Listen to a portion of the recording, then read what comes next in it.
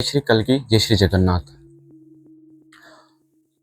देखिए, कुछ महत्वपूर्ण बातें आज हम चर्चा करेंगे। पहली बात है स्मृति। तो हमें हमारी स्मृतियों पर, हमारे भीतर की धारणाओं पर कि हम क्या सोचते हैं, उस पर ध्यान देने की आवश्यकता है।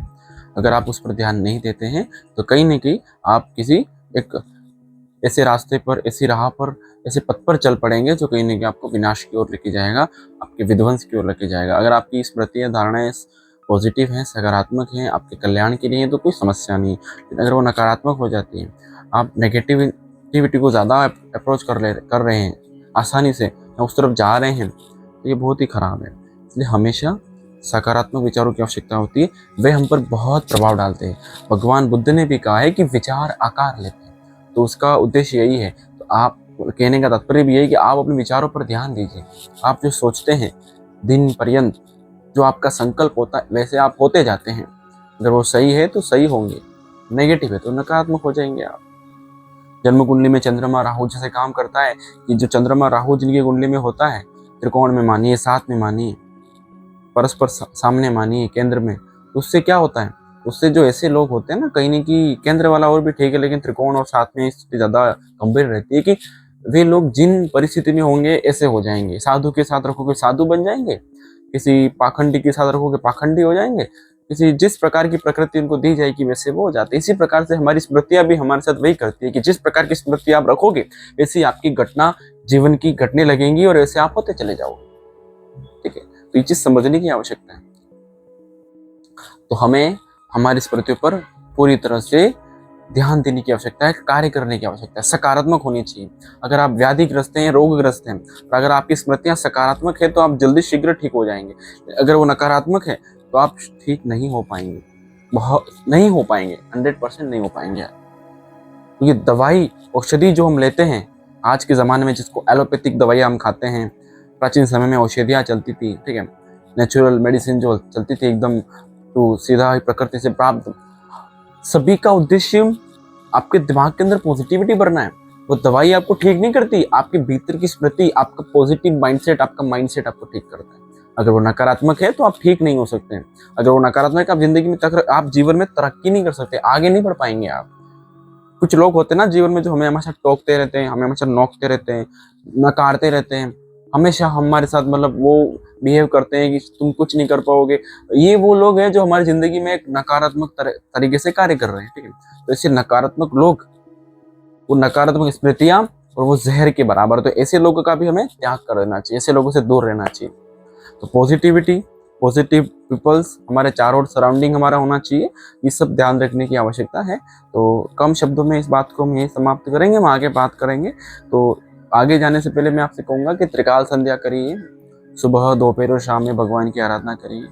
पंडित काशीनाथ मिश्र जी से, उनके जो वीडियोस हैं यूट्यूब पर अवेलेबल है, सुनिए। कल्कि अवतार ऑफिशियल चैनल है, उसको सुनिए, आपको बहुत लाभ मिलेगा।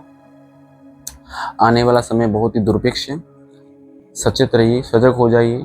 शनि परिवर्तन नव वर्ष में जो होने वाला है, मार्च 29 गुप्त तरीके से 27 तारीख को, वो बहुत ही भीषण घटनाएं धीरे धीरे लेके आएगा, आरंभ हो जाएंगी। उसके बाद विश्व युद्ध की स्थिति बनेगी, वर्ल्ड वार की स्थिति जो बनती है, नेचुरल कैलामिटी, वही प्रकार के भूकंप, बाढ़, अकाल, कहीं पानी बहुत है, कहीं पानी है ही नहीं, कहीं आगजनी चल रही है, कहीं बहुत पवन चल रहा है, चक्रवात आ रहा है, बायोवार, अलग अलग प्रकार की बीमारियां, महामारियां, वायरस आएंगे। 65 प्रकार की बीमारियां आने की बात है, 3-4 प्रकार की तकरीबन इससे भी ज़्यादा आ चुकी हैं, और भाई कई प्रकार की आने की बात है।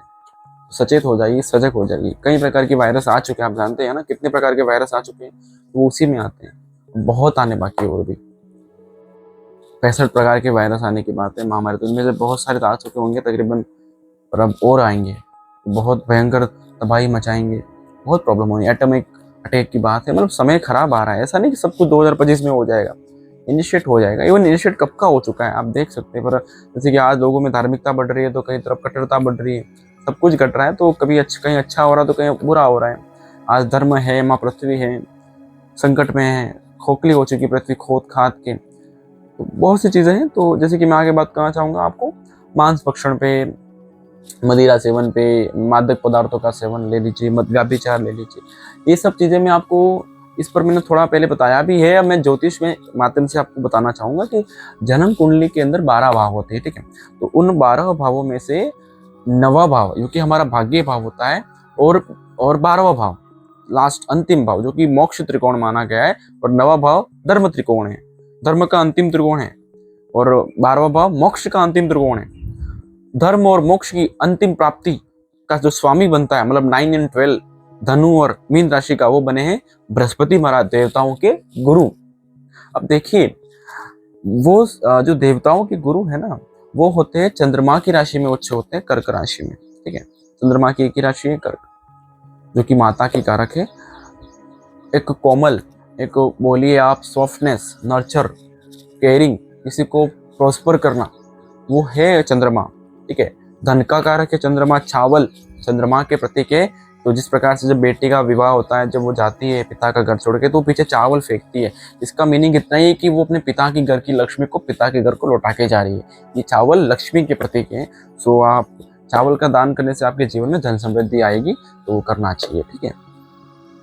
और मैं जैसे कि मैं आपको जो बताना चाह रहा था वो ये है कि बृहस्पति की दूसरी राशि जो है मीन, जो कि 12 भाव में पड़ती है, वो मोक्ष की राशि है और वो भोग की भी राशि है। वहाँ पे महाभोग है, मतलब कि मान के चलिए ना, जब आप मोक्ष की तरफ जाओगे तो आपके सामने एक ब्रह्म की स्थिति बननी चाहिए ना, इससे थोड़ी मोक्ष मिल जाएगा। तो वहां पर उसके पहले भी जब 11वां भाव आता है ना, शनि की राशि है वो, ठीक है। शनि की मूल त्रिकोण राशि है कुंभ राशि, वो भी इच्छाओं की बात करती है। तो इच्छाओं के, जब तक आप इच्छाओं का त्याग नहीं करोगे तब तक आप 12th हाउस, मतलब कि 12वीं राशि में मोक्ष की तरफ जा नहीं सकते। लेकिन यहाँ पे खेल क्या हो जाता है पता है, बृहस्पति महाराज ने देखा कि ये जो राक्षस हैं, जो दैत्य हैं, ये बहुत ही आतंकवादी हैं और बहुत ही दुष्ट प्रवृत्ति के हैं, म्लेच्छ प्रकृति के हैं, जो कि आज देख लीजिए आप, म्लेच्छ, ठीक है। तो वो उस प्रकृति के हैं और ये बहुत शक्तिशाली है, देवताओं से भी अधिक शक्तिशाली है, ठीक है। बहुत शक्ति है इनके अंदर। अब इनका क्या करा जाए, तो उन्होंने सोचा कि अब मैं ऐसी चीजों की रचना करता हूँ जिनमें ये देवता, ये राक्षस जो है ना, वो इसमें मदमस्त हो जाएं और भूल जाएं जीवन में कि हमें युद्ध करना देवताओं से, वो मतलब वो अपने ही भ्रम में पड़े रहें। तो उसके लिए उन्होंने क्या करा, उन्होंने मदिरा का निर्माण करा, ठीक है। और उन्होंने क्या करा, उन्होंने मादक पदार्थों का निर्माण कराया, उन्होंने भोग का निर्माण कराया, व्यभिचार तो प्रकृति है, उत्पन्न हुई, ठीक है। तो कहीं ना कहीं चीजें सब उन्होंने क्रिएट करी, किसके लिए, दैत्यों के लिए, राक्षसों के लिए। बृहस्पति कौन है, स्वयं भगवान के ही अवतार है, ठीक है। भगवान स्वयं देवताओं में, मतलब गुरुओं में बृहस्पति है वो, ठीक है। तो ये ध्यान रखिएगा।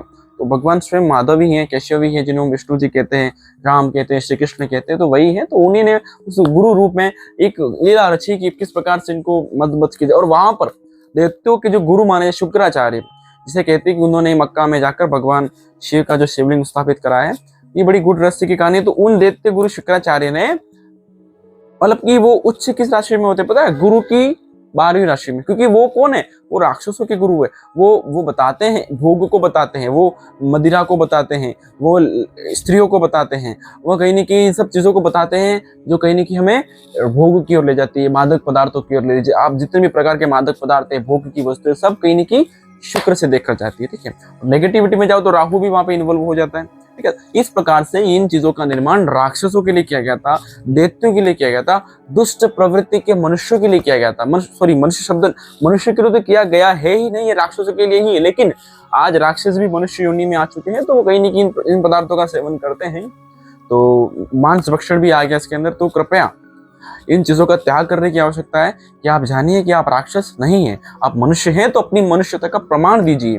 अगर आप मनुष्य नहीं हैं तो अलग बात, लेकिन अगर आप मनुष्य हैं तो अपनी मनुष्यता का प्रमाण देने की आपको आवश्यकता है, अपनी सदाचारिता को आपको अपनाने की आवश्यकता है। तो और भी बहुत सी चीजें हैं जानने के लिए। जैसे कि मैं एक बात आपको और बताऊं, जो मांस होता है ना, चमड़ी, जिसको मांस को आप समझे तो चमड़ी है, ठीक है, मांस है, वो एक चर्म है, वो मोटी चर्म है, पूरा उसका एक गद्दा है, ठीक है, उत्तकों का समूह, टिश्यू का एक पूरा समूह है, ठीक है। अब मैं जो कहना चाह रहा हूँ कि मंगल है ना, मंगल कहीं न कहीं देह का कारक है, चमड़ी का कारक है। शनि, मंगल देह का कारक है, पूरे शरीर की बात करता है मंगल, और शनि चमड़ी का कारक है, चर्म का कारक है, ठीक है। तो जो इंसान, और शनि जो है ना, शनि शराब का भी कारक है, ठीक है। और राहु सस्ती शराब का कारक है, जिसको हम नॉर्मल जो हम पीते हैं, ठीक है, जो लोग पीते हैं, मतलब जैसे जो दुष्ट प्रवृत्ति के लोग हैं, ठीक है। तो वो जो चीजें है ना, वो इन ग्रहों से आती है। अब जब आप इन चीजों का सेवन करोगे ना, आपके ग्रह खराब हो जाएंगे, नेगेटिव पॉइंट है इनकी। जो व्यक्ति मांस का सेवन करता है, जो व्यक्ति ज़्यादा ही इन चीज़ों में पड़ा रहता है, भोग लिप्सा में, उसका शुक्र खराब हो जाएगा। जो ज़्यादा ही मांस वगैरह सेवन में रहेगा, चमड़ी की चीज़ों का इस्तेमाल करेगा, चमड़ी को सेवन करेगा, उसका शनि भी खराब होगा। शराब सेवन करेगा, शनि खराब होगा। मादक पदार्थों का सेवन करेगा, उसका राहु खराब होगा। ठीक है, कई ग्रह खराब हो जाते हैं। गुरु तो खराब हो ही गया आपका, आपकी बुद्धि गई, आपका ज्ञान गया, आपका चंद्रमा गया, आपका सूर्य मान सम्मान गया। सूर्य हमारी आत्मा है, आपकी आत्मा दूषित कर दिया आपने। चंद्रमा आपका मन है, आपका मन दूषित कर दिया आपने। कई और चंद्रमा जल भी है, और वो जल कैसा है, राहु के साथ मिला दिया आपने, शराब बना के पी रहे हो आप। शनि के साथ मिला के आप शराब बना के पी रहे हो आप उसको। विष क्या है, विष शनि और चंद्रमा है। आप कर रहे हो कार्य तो आप विनाश की ओर जा रहे हो। तो कृपया समझने की कोशिश करिए, समय बहुत ही दूषित है, और इस दूषित समय में, दुष्चक्र में लोग और भ्रमित होते जा रहे हैं। ठीक है, तो जानिए उत्थान का समय है ये। ये वो चक्र चल रहा है जिसमें अमृत भी निकलेगा और विष भी निकलेगा। तो आप अमृत बन के निकलना चाहते हैं या विष बन के निकलना चाहते हैं? ये मंथन हो रहा है, इस महायुग का मंथन हो रहा है। इस महायुग के मंथन में जो निकलेगा वो भिन्न भिन्न प्रकृति के होंगे। ठीक है, प्रभु के भी भक्तों की 3 श्रेणियां बताई गई है।